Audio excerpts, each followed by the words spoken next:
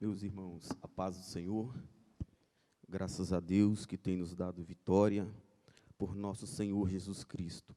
Quero te convidar a abrir a Bíblia, por gentileza, primeira carta de Paulo aos Coríntios, no capítulo 6 e o versículo 19. Quero glorificar a Deus, tributar a Deus toda a honra, toda a glória e todo o louvor. Agradecer ao pastor a confiança dada a estarmos aqui neste altar para esta tão grande responsabilidade em ministrar a palavra do Senhor. Primeira de Paulo aos Coríntios, no capítulo 6, e o versículo 19, diz assim, podemos ler, amém?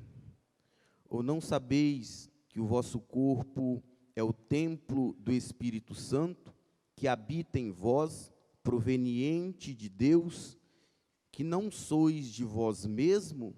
A parte A diz assim, vou repetir, ou não sabeis que o vosso corpo é o templo do Espírito Santo? Podeis sentar, meus irmãos, muito obrigado, a reverência à palavra do Senhor. Meus queridos, estava meditando neste versículo por estes dias, e não quero aqui ministrar um texto sem contexto, mas refletindo sobre o termo que Paulo vai usar, sobre templo, e vasculhando, meditando na palavra, nós observamos que na Bíblia existem 7 templos que sobressaíram aos demais, 7 templos que de uma hora ou outra, de um dia ou outro, são mencionados nos nossos altares, em ensinos, pregações.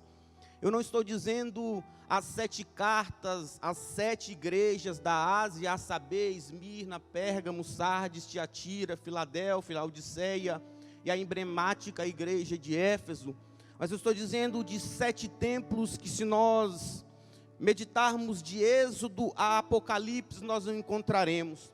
Este primeiro templo foi no deserto, quando o povo estava peregrinando, saindo do Egito em direção a Canaã, e Deus chama Moisés para que Moisés construísse um templo, o primeiro templo. O povo não estava fixo no deserto, porque o deserto não era o local onde o povo morava, ou o povo estaria morando. O deserto era só um estágio, era só um momento. O deserto não era a morada do povo. E Deus chama a atenção de Moisés. Moisés vai para o monte, recebe uma revelação de Deus, a qual ele deveria repassar as instruções a Oliabe, Bezalel, homens que o próprio Deus escolheu para o auxiliar na confecção de instrumentos e móveis para ornamentar este templo. Este templo é o que nós estudamos há alguns trimestres atrás na escola bíblica dominical, que foi lhe dado o nome de tabernáculo. Se o povo estava peregrinando, o povo caminhava, armava o templo, adorava, desarmava, caminhava um pouquinho, armava o templo, adorava, e assim o povo ia caminhando e adorando, até chegar em Canaã. O segundo templo foi um templo que foi até arquitetado por Davi. Davi fez a sua planta, rascunhou a sua planta, mas que foi executado pelo seu filho Salomão. É conhecido como o Templo de Salomão. O templo a qual, quando a sua execução foi concretizada, Salomão ora, agradece, oferece, apresenta a Deus. Deus, de uma maneira receptiva, faz fogo cair do céu, dizendo que ele estava aprovando.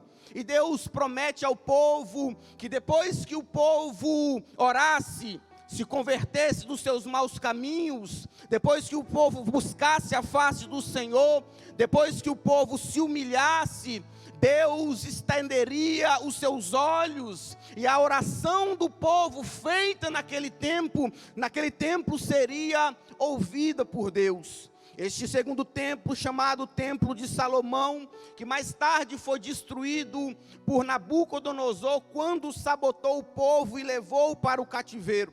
A Bíblia ainda nos fala de um terceiro templo, o templo de Zorobabel, que mais tarde também foi destruído por um Antíoco.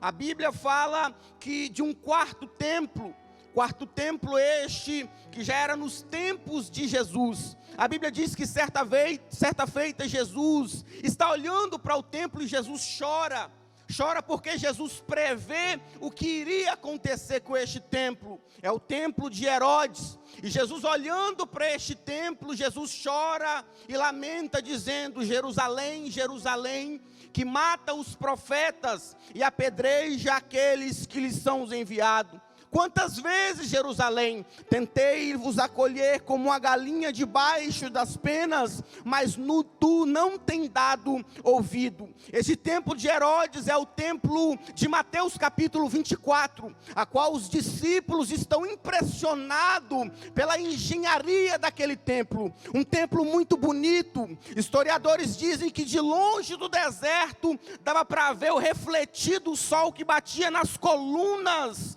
douradas do ouro, a qual foi banhado aquele templo, porque ele era um templo muito bonito, e os próprios discípulos estavam impressionados, a ponto de chegar a Jesus: olha que coisa linda, Jesus, olha que coisa maravilhosa esse templo. O Senhor não se impressiona? Jesus: não me impressiono, porque no ano 70 não ficará pedra sobre pedra que não será derrubada, porque este templo também seria destruído. A Bíblia ainda fala de um quinto templo, o templo do anticristo. Nós sabemos que quando a trombeta tocar, vai iniciar um período de 7 anos, período esse que nós conhecemos como a grande tribulação. A igreja, eu creio, prego e continuarei pregando que a igreja vai ouvir a trombeta, vai ser arrebatada, e nós não ficaremos aqui para participar desses 7 anos, 7 anos que são divididos em 2 partes. A primeira parte, 3 anos e meio, conhecido como a falsa paz, aonde o anticristo irá reinar, o anticristo irá resolver de certa maneira os problemas da nação, do mundo, podemos dizer, e nações se unirão ao anticristo. Ao findar de 3 anos e meio, o anticristo se assentará ao trono, requerendo adoração. E Israel, que não adora homem algum, porque aguarda a vinda do Messias até hoje, não se prostrará para adorar o anticristo. E aí vai acontecer de fato a grande tribulação, no sentido estrito da palavra, aonde o homem de pecado, o anticristo, irá assolar aqueles que não aderiram à marca da besta, aqueles que não se entregaram a ele, prostrando, adorando e aderindo a sua política. Mas o interessante, meus queridos, é que enquanto aqueles que não ouviram o toque da trombeta estarão aqui sofrendo, gemendo e tendo que se virar para não entregar a sua alma a Satanás, a igreja de Jesus Cristo vai estar nas bodas do Cordeiro, ceando, celebrando e adorando a Ele em espírito e verdade, e vendo Ele como verdadeiramente Ele é. Eu não sei você, mas eu sou da caravana que vai ouvir o toque da trombeta. Quantos almejam ouvir o toque da trombeta? E sabe uma notícia boa para nós? Não vai demorar. Pode ser essa noite. Esse culto pode até não chegar ao seu final. O domingo pode até não finalizar o seu dia, porque Jesus está vindo aí para nos levar, para estarmos para sempre com Ele no céu de glória. Findando, Jesus vai descer ao Monte das Oliveiras, aniquilará as nações com o sopro da sua boca, dando vitória a Israel, que estaria prestes a morrer na conhecida guerra do Armagedon. E vai iniciar um período de 1000 anos, e nesse período, a Bíblia nos relata isso, um 6º templo será erguido, e é um templo no milênio, de onde lá de Israel, Jesus vai governar, e vai ser um tempo maravilhoso, 1000 anos, literalmente. Historiadores dizem, quando Ageu profetiza na sua profecia, no capítulo 2 e no versículo 9, a qual ele diz que a glória desta última casa será maior do que a da primeira. Ele também está referindo-se a uma presença que vai descer no templo do milênio para se cumprir aquilo que Deus tem para o seu povo, também aqui na terra, que nós presenciaremos no templo do milênio. Sabe o que eu acho interessante, pastor Cleison, os amados que me ouvem, aqueles que estão na sua casa, sabe o que eu extraio disso aqui? Há o interesse de Deus, pastor, no templo físico, no templo de alvenaria. Há sim o interesse de Deus em nós virmos ao templo para podermos o adorar, para podermos nos desprender. Claro que nós adoramos a Deus em todos os lugares, não existe lugar que seja típico para nós adorarmos a Deus, mas quando nós desprendemos de tudo e estamos no templo adorando, é diferente, é algo do coração de Deus. Deus tem um interesse muito grande que nós estejamos no templo adorando a Ele. É claro que nós estamos cumprindo medidas, é claro que nós estamos sob uma autoridade, mas há o interesse de Deus de nós estarmos no templo. Sabe uma verdade? Quando essa pandemia passar, pastor, quando esse tempo difícil passar, porque vai passar, quantos creem que vai passar?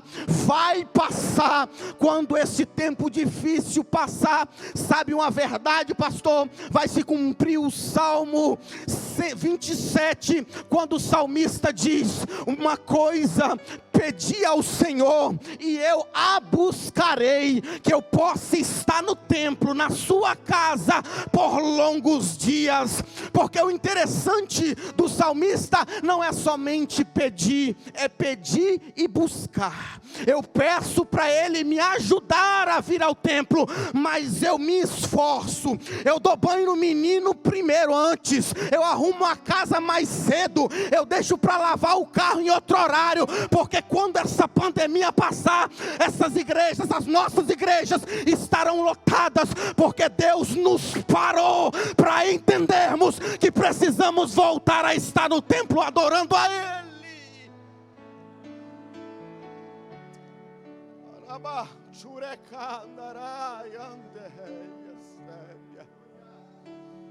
Uma coisa pedi e a buscarei. Porque não é só você buscar, porque você buscar os seus esforços, mas quando você busca e não encontra, aí você pede. Mas não é só você pedir e ficar sentado, cruzar os braços. Não, eu peço, mas eu vou fazer a minha parte. Sabe uma verdade? Quando isso tudo passar, ou isso já está se cumprindo em nós, seremos como o salmista no Salmo 122. Alegrei-me quando me disseram: vamos à casa do Senhor. Sabe por quê? Porque tinha gente que já tinha perdido a alegria de estar na casa do Senhor. Tinha gente que já tinha perdido. Você vinha para a igreja arrastado. Você vinha para a igreja, era um esforço muito grande para você estar no templo. Porque você lembrava que lá ia ter alguém, você tinha que olhar para alguém, e quando você olhava se entristecia por causa de uma situação que aconteceu. Mas Jesus está dizendo: o sentimento do teu coração a partir de hoje é alegria em ir ao templo, alegria de estar no templo, alegria de entrar no templo para poder adorar o Senhor. Você achava que você não voltaria mais no templo. Churabahai. Ó Deus falando aqui nessa noite.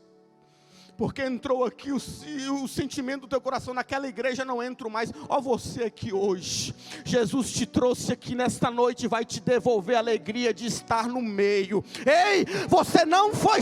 O homem, o ser humano, ele se adapta a quase todas as circunstâncias, menos a solidão. Deus não te chamou para ficar desse jeito. Deus diz para você: te quero no meio, te quero no meu templo, te quero me adorando aqui na minha casa. Coloca a mão no teu coração assim agora. Recebe a alegria do Espírito na tua vida. Vai isso, recebe alegria. Tu precisa de alegria. Tu está precisando que Jesus te visita nisso. Vai recebendo esta alegria. Tu vai ter alegria em estar no templo novamente. Jesus está visitando corações, dando alegria. Jesus está te visitando com alegria. Ei, tu vai pregar com alegria. Tu vai cantar com alegria. Eu vejo tu vai lecionar a escola bíblica com alegria. Deus devolve alegria nesta noite. Recebe alegria em estar envolvido nas coisas do céu. Há uma graça de alegria nessa casa.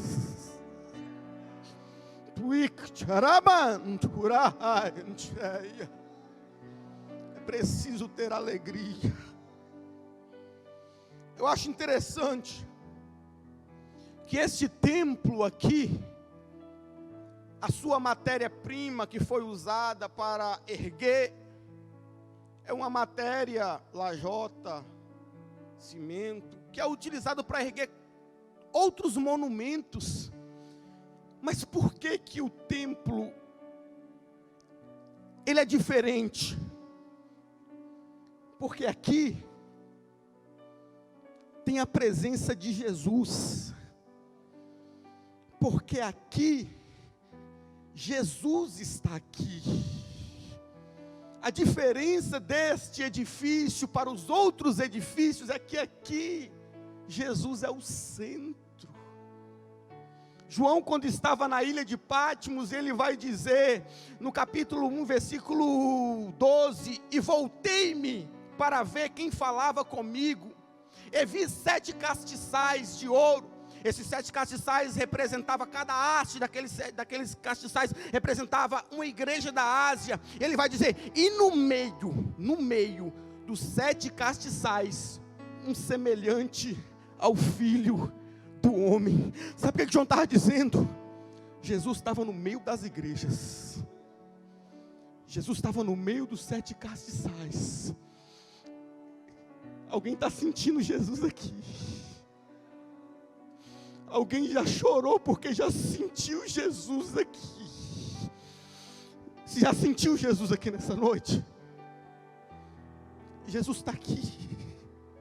E se Jesus está aqui, isso aqui não é simplesmente um edifício de alvenaria. Isso aqui se transforma em um hospital, onde as pessoas entram enfermas. E no próximo culto a pessoa chega, pastor, eu preciso contar um testemunho. O que aconteceu? Eu entrei no hospital e o médico dos médicos estava lá, e eu voltei para casa curado. Jesus está aqui, você pode ser curado nesta noite. Sabe por quê que isso aqui é diferente quando Jesus está? Porque quando Jesus está, isso aqui se torna um escritório de advocacia, aonde o advogado fiel pega a sua causa. Sabe algo interessante? Tem muitos detentores do direito aqui, e no devido processo legal, o juiz, no CPC diz isso, o juiz não pode ter nenhum tipo de afinidade com o advogado, ou ser parente, ou ter estudado junto, não pode, porque ele pode ser tentado a ser imparcial. Mas sabe uma notícia? O filho é o advogado e o pai é o juiz. Está tudo favorável. E ele não age com injustiça não, tá? Jesus toma a tua causa nessa noite. E o pai bate um malhete e diz, defiro a sentença até o favor. Tem sentença até o favor nessa noite, porque tu entrou no escritório de advocacia, o advogado fiel pegou a tua causa e tem sentença ao teu favor nessa noite. Toma posse dessa palavra. Jesus está aqui neste lugar.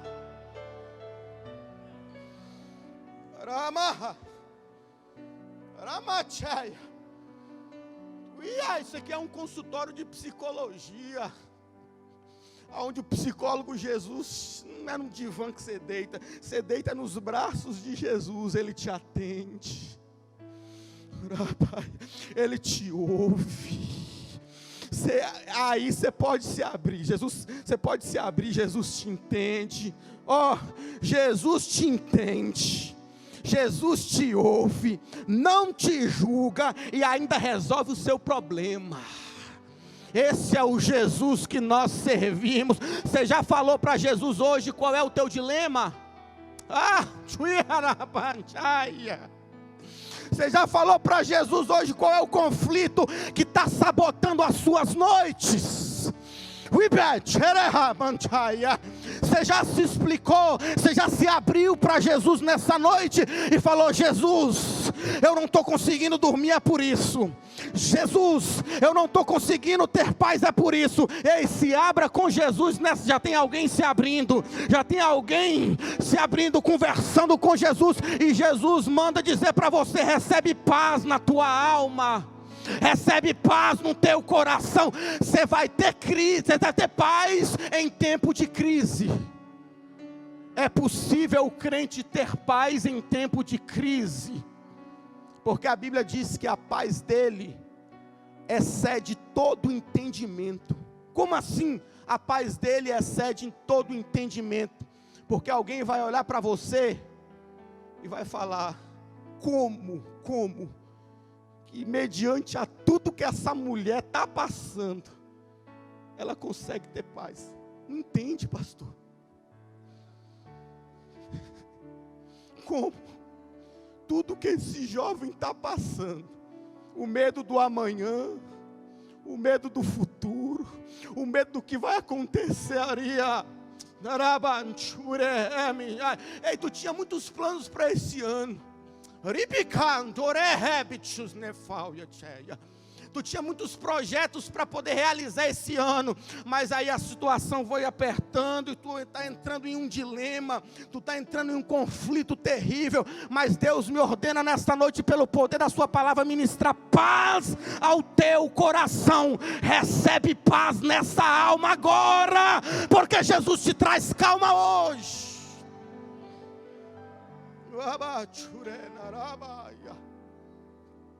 Não se desespera.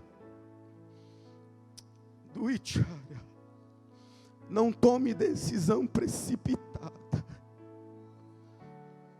Não compre e nem venda.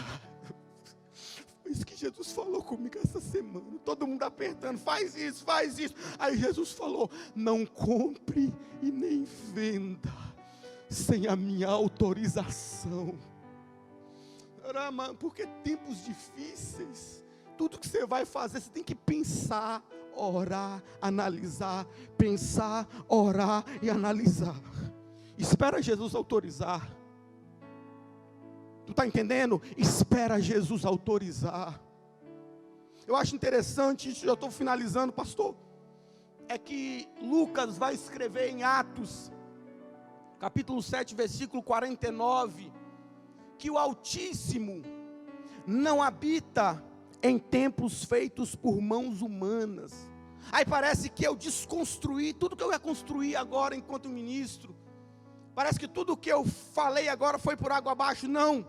Quando Lucas escreve que o Altíssimo não habita em templos feitos por mãos humanas, é fazendo jus às palavras de Paulo, quando ele escreve aos Coríntios, no capítulo 6, que nós lemos, que Paulo diz que o sétimo templo que a Bíblia registra sou eu, é você. Nós somos o sétimo templo. Enquanto nós estamos aqui, o Espírito está aqui conosco. Quantos creem? Quantos já sentiram Ele aqui nesta noite? Mas quando nós vamos para nossa casa, nós levamos Ele conosco. Eu fiz esse pano de fundo só para ministrar isso ao teu coração. Tu é templo do Espírito Santo. Ficamos impedidos de estar no templo, mas nada impede do Espírito estar no nosso tempo. E eu finalizo agora dizendo isso. Certa vez, quando a igreja da Coab estava ampliando, estava reformando, e estrategicamente o pedreiro preferiu levantar as paredes antes de demolir o templo que já estava, a igreja que já estava, construiu as paredes ao lado e nós continuamos cultuando. Aí chegou um dado momento da construção, que as paredes muito bem construídas, muito bem alicerçadas, já estavam altas, e o templo de dentro, pequeno, foi demolido. E aí eu cheguei do trabalho, do almoço, passei na igreja para ver como estava, e quando eu cheguei lá, eles tinham acabado de demolir, e pelo lado de fora, as paredes já estavam erguidas, muito bem alicerçadas. Eu lembro como se fosse hoje, pastor Cleves, esse negócio nunca saiu da minha cabeça. Passou um rapaz, um senhor, mais um rapaz, e o senhor falou para aquele rapaz: olha, que paredona, que parede bem estruturada, que parede forte desse templo. Mas não sabia ele que o lado de dentro estava uma bagunça, porque tinha destruído, estava lajota, estava uma bagunça, tudo quebrado, tudo desmontado, tudo destruído por dentro. E aí o Espírito falou no meu coração: tem muito templo que está assim. Você olha para ele, rapaz, está bem, está forte, está pregando, está lecionando, está regendo, está ordenando, está forte, está muito bem estruturado, mas só Deus sabe como está aí por dentro.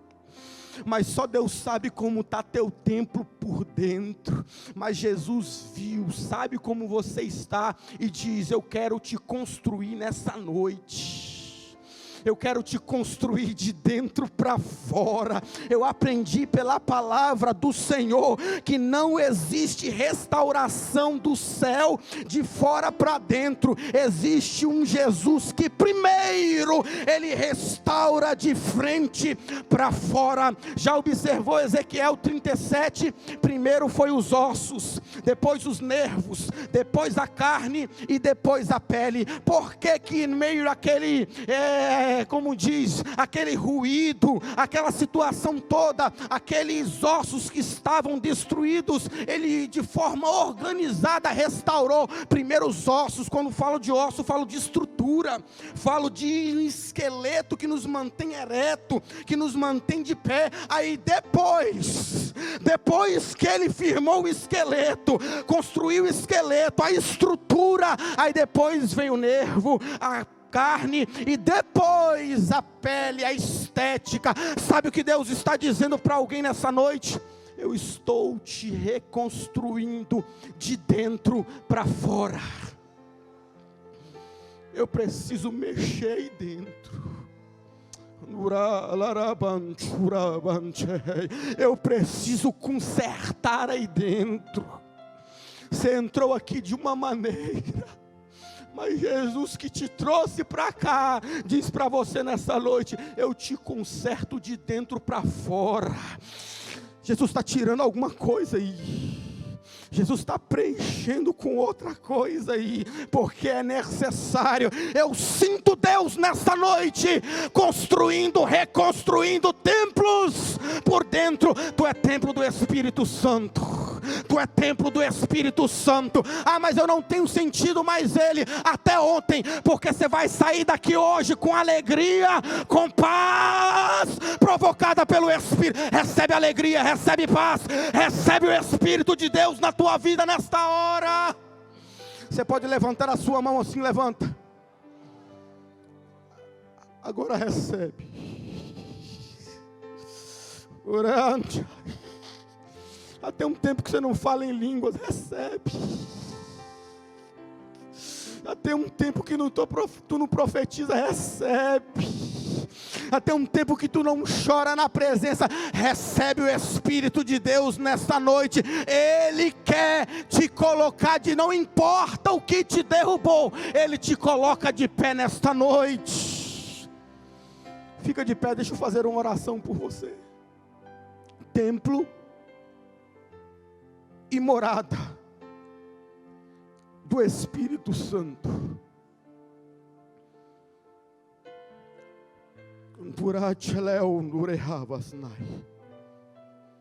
Antes de orar, eu quero fazer uma pergunta. Existe alguém que entrou aqui e que entrou como um templo destruído? Porque tu já foi templo. Tu já foi templo da presença de Jesus. E entrou aqui como destruído, destruída. E Jesus disse: eu preciso te reconstruir, filha. Período de louvor, pode louvar o Senhor? Pode, Fabrício? Enquanto eles louvam, eu quero te convidar. Quer aceitar Jesus hoje? Filha, é com você mesmo que Jesus está dizendo. Tu precisa voltar para casa hoje.